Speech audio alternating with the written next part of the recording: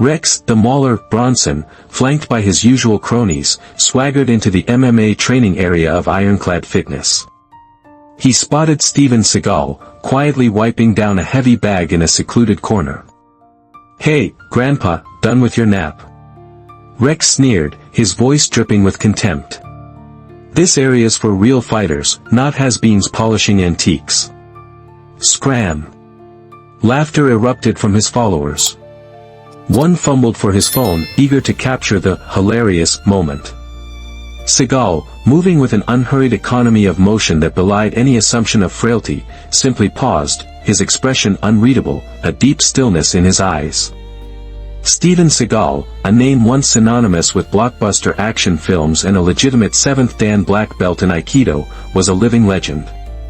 But here, at Ironclad Fitness and MMA Center in the unassuming city of Oakhaven, he was just an older guy in worn-out sweats, mostly keeping to himself. Few knew that his presence was a quiet favor to an old friend, Marcus Bronson, Rex's uncle and the gym's owner, who'd asked him to discreetly observe the gym's operations and perhaps offer some behind-the-scenes guidance. For Seagal, it was also a chance for a period of quiet reflection, a respite from the relentless pace of his usual life, and an opportunity to engage in his personal Aikido practice and meditation without fanfare. He'd spend hours in a quiet corner, performing slow, deliberate katas, or sometimes just sitting in seiza, his focus turned inward. His iconic ponytail was often tucked under a nondescript baseball cap, his formidable physique softened by loose clothing. He wasn't seeking attention, in fact, he actively avoided it. He'd occasionally use the gym's older equipment or help with minor maintenance, tasks that reinforced his image as just another fixture, easily dismissed. In his pocket, he often carried a small, smooth stone, memento from his first Aikido sensei in Japan, a reminder of humility and the lifelong path of Budo. He understood the power of being underestimated. It was, in itself, a strategic advantage he'd utilized countless times, both on and off the screen. Rex Bronson, in stark contrast, thrived on attention. In his mid-20s, with a physique sculpted more for show than for the gritty reality of a sustained fight, he was Ironclad's self-proclaimed star. As the owner's nephew and a moderately successful regional MMA fighter, he moved through the gym with an air of entitlement. His fight record was decent, inflated by carefully chosen opponents, but his ego was world-class. He had a small entourage of younger, impressionable gym members who mirrored his arrogance and amplified his taunts. Rex's authority wasn't just about his fighting prowess, it was about his ability to dominate the social landscape of the gym. He decided who was in and who was out. He reveled in making others feel small, especially those who didn't fit his narrow definition of a serious athlete. His flashy techniques, often lacking true substance, were celebrated by his fans, and he ensured that any potential rival or critic was quickly marginalized or driven away. He was the peacock of Ironclad, and Steven Seagal, with his quiet demeanor and apparent obsolescence, was an affront to Rex's carefully cultivated image of vibrant, aggressive modernity. One late afternoon, during a lull in gym activity, Seagal found a quiet space near the dance studio mirrors to practice Tai Sabaki, the fundamental body evasion movements of Aikido. His motions were fluid, precise, a study in controlled energy, almost meditative. He was lost in the familiar rhythm, a discipline honed over decades. Suddenly, Rex and his crew barged in, their loud talk and boisterous laughter shattering the calm. Well, what have we here?" Rex boomed, strutting toward Seagal. He watched for a moment, a sneer spreading across his face. "Trying out for Dancing with the Has-Beens, old man. That stuff might have worked in your black and white movies, but this is the 21st century." His friends snickered. Rex then deliberately kicked Seagal's neatly folded towel and water bottle, sending the bottle skittering across the floor. "We need this space for actual training, not your Tai Chi ballet." Seagal stopped, his body relaxing into a deceptively natural stance. He looked at Rex, then at his scattered belongings. There was no anger in his eyes, only a profound, almost chilling stillness. Without a word, he bent slowly, picked up his towel, and retrieved his water bottle. He gave Rex a long, unblinking look, a look that would have given a wiser man pause.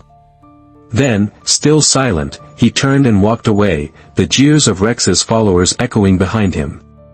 The campaign of humiliation had begun. The initial confrontation set the tone. Rex, emboldened by Seagal's lack of overt reaction, made it his personal mission to make the older man's presence at Ironclad as uncomfortable as possible. The gym, once a place of quiet refuge for Seagal, became a gauntlet of petty harassments. Rex's acolytes took their cues from their leader. When Seagal used a piece of equipment, they'd often hover, making impatient noises, or claim they had it reserved. If he was practicing his forms, they'd deliberately train aggressively nearby, grunting loudly, their weights clanging, trying to break his concentration. Locker room whispers turned into audible comments, "Did you see Zen Daddy trying to keep up?" Or, "Seriously, someone should tell Kung Fu Panda this isn't a retirement home." The nickname stuck. Rex himself escalated the mockery. During one of his MMA classes, he gestured toward Seagal, who was doing some light stretching in a corner. "See that, folks? That's what happens when you rely on ancient secrets instead of real power and conditioning. Nice theory, zero impact in a real fight." He'd then demonstrate a flashy, aggressive combination on the pads, pointedly contrasting it with what he perceived as Seagal's passivity. The harassment wasn't confined to verbal abuse. Seagal would find his usual training spot mysteriously occupied, or the equipment he favored suddenly out of order. If he left a water bottle unattended, it would disappear, only to be found later in a trash can. Rex even orchestrated a moment where, as Seagal was performing a slow Aikido movement, one of his cronies accidentally stumbled, nearly colliding with him, forcing Seagal to break his form and step aside to avoid a manufactured incident. Through it all, Seagal maintained an almost unnerving composure, his movements economical, his face a mask of stoic indifference. Each insult, each petty act, seemed to be absorbed without a ripple. Hoping for some quiet intervention, Seagal briefly mentioned the escalating harassment to Mauler Bronson, the gym owner and Rex's uncle. He found Marcus in his cluttered office, preoccupied with invoices. "Marcus," Seagal began, his voice calm, "your nephew's behavior is becoming disruptive." Marcus barely looked up. "Rex? Oh, he's just young blood, Steven. Full of piss and vinegar. That's the fight game, you know. Lots of trash talk, part of the culture." He waved a dismissive hand. "Don't take it personally. He's got a bit of a following, good for business in a way. Just try to steer clear of him if he bothers you." Seagal pressed slightly. "It's more than trash talk. It's bordering on deliberate interference." Marcus finally met his gaze, a hint of impatience in his eyes. "Look, Steven, I appreciate you keeping an eye on things, but Rex is, well, he's family. And he draws a crowd. If you can't handle a bit of gym politics, maybe this isn't the place for you right now." The message was clear, there would be no support from management. Seagal nodded slowly, the only acknowledgement of the owner's stance, and left Marcus to his paperwork. He was on his own. The campaign against Seagal soon breached the gym's physical walls. One of Rex's sycophants, ever eager to curry favor, surreptitiously filmed Seagal during a moment of focused, slow-motion Aikido practice. The angle was poor, the lighting dim, and the chosen snippet, devoid of context, made Seagal's intricate movements appear awkward and ponderous. The clip, heavily edited and overlaid with mocking captions like, "Grandmaster Slow-Mo auditioning for a remake of Cocoon," and, "Is this the ancient art of tripping over your own feet?" was posted to a local Oakhaven fitness forum and shared amongst Ironclad's younger clientele. It quickly garnered a string of derisive comments and laughing emojis. Though Seagal never frequented such forums, word of the video inevitably trickled back to him through the hushed snickers and pointed stares within the gym. Some of the staff at Pine Creek Rehabilitation Center, where he occasionally volunteered his expertise in body mechanics to help patients, another facet of his low-key existence, had also seen the clip, leading to a few awkward, though politely phrased, questions about his new hobby. Through it all, Seagal remained outwardly unperturbed. He continued his routines with unwavering discipline, his focus seemingly locked on an internal point far removed from the petty squabbles around him. The mockery was like water off a duck's back, or so it appeared. Inside, the Aikido master simply observed, catalogued, and waited. Late one evening, long after most members had departed, Mauler Bronson was locking up when he heard faint, rhythmic sounds coming from the main training hall. Curious, he peeked inside. Under the dim emergency lights, he saw Seagal moving through a series of Aikido forms. But this was different from the slow, meditative movements Marcus had occasionally glimpsed. There was a sudden, almost shocking burst of speed, a blur of motion as Seagal executed an Ironclad, entering throw, against an imaginary opponent, his power undeniable even in the absence of a partner. Marcus, though no martial arts expert, felt a prickle of awe. There was a dangerous grace to the older man he hadn't appreciated. The next day, bulletin boards in the gym announced the annual Ironclad Invitational, a members-only competition of strength, skill, and endurance. Marcus, perhaps seeing an opportunity for some unexpected entertainment or genuinely curious after what he'd witnessed, approached Seagal. "You should enter, Steven. Show these young pups a thing or two." Before Seagal could politely decline, he found his name already on the prominently displayed sign-up sheet the following morning, likely Rex's doing. Rex, lounging nearby with his entourage, spotted Seagal looking at the list. "Well, look who's feeling brave," he crowed. "Hope you've updated your life insurance, old-timer. Wouldn't want you to break a hip." Seagal turned slowly, his gaze calm but direct. "I'll be there," he said, his low voice carrying surprising weight.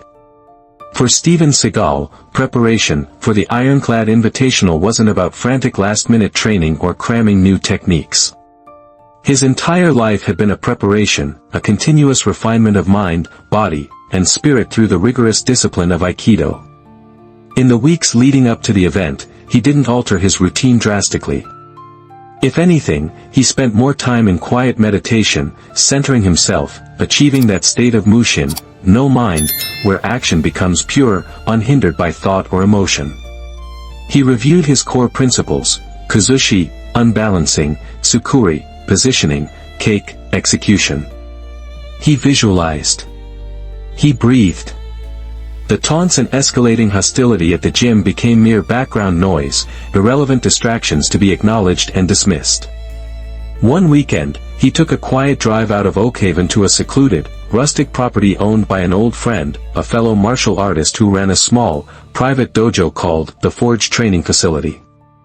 There, away from prying eyes, Seagal moved with more freedom, his techniques flowing with the power and precision that had made him a legend. It wasn't about learning anything new, but about reconnecting with the essence of his art, ensuring his instrument, his body, was perfectly tuned, his spirit calm and sharp as a blade.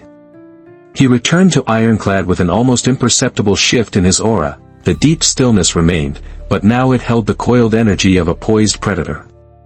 The day of the Ironclad Invitational arrived, buzzing with an electric energy. Spectators, mostly friends and family of participants, filled the viewing areas. Rex Bronson made a grand entrance, resplendent in custom fight gear, basking in the adulation of his fans. Steven Seagal, in contrast, slipped in almost unnoticed, wearing his usual faded gray sweatsuit and a baseball cap pulled low. He registered quietly and began a series of light limbering exercises in a far corner, away from the main throng. The initial events focused on raw strength, deadlifts, a weighted sled push, tire flips. Seagal participated, his performances solid but unremarkable. He completed each task with quiet efficiency, conserving energy, his scores placing him squarely in the middle of the pack. This drew some condescending smirks from Rex's crew, who were excelling. Next came the technical skills segment, grappling escapes, striking combinations on pads, and defensive drills. Here, subtle flashes of Seagal's decades of experience began to surface. His movements were economical, his technique flawless, though he carefully modulated his output, doing just enough to pass, not enough to truly alarm. During the obstacle course, a grueling timed event, Seagal maintained a steady, unhurried pace. As he navigated a narrow balance beam, one of Rex's more thuggish friends, competing nearby, made a sudden, clumsy lurch, clearly intended to knock him off. With a barely perceptible shift of weight and an almost invisible Tai Sabaki movement, Seagal avoided the collision. The crony, overextending, flailed and nearly fell himself. Seagal continued, a slight grimace the only sign that his ankle had taken a minor twist from the abrupt adjustment. The incident, however, was noted by a few observant judges and booed by some spectators. Mauler Bronson stepped onto the central mat, microphone in hand. "Alright everyone, for our grand finale, something new this year. A demonstration of practical self-defense." A murmur ran through the crowd. "Competitors will demonstrate a defensive technique against a designated aggressor from our coaching staff." Rex, preening, immediately grabbed another mic. "This is where the men are separated from the boys, or the grandpas," he jeered, his eyes locking onto Seagal. "Let's see if our resident antique can even remember which end of a punch to block." When Seagal's turn was announced, a quiet anticipation settled. He walked calmly to the center of the mat. Slowly, deliberately, he removed his worn baseball cap, revealing the familiar, stern face and the signature dark hair, now streaked with gray, pulled back in a tight ponytail. He then shrugged off his baggy sweatshirt, underneath which he wore a simple, dark, traditional Uwagi, an Aikido practice jacket top. It wasn't flashy, but it signaled a profound shift. A ripple of recognition went through the older spectators.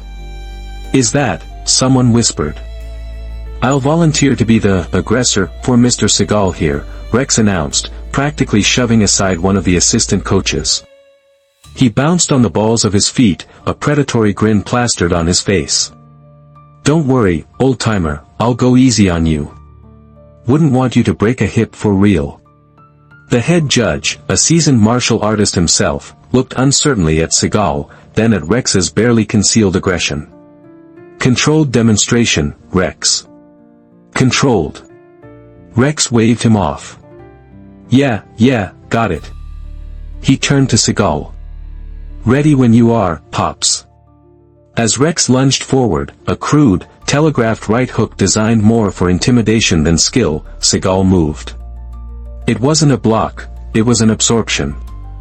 In a blur of motion that defied his age and unassuming demeanor, Seagal executed a perfect Ironclad.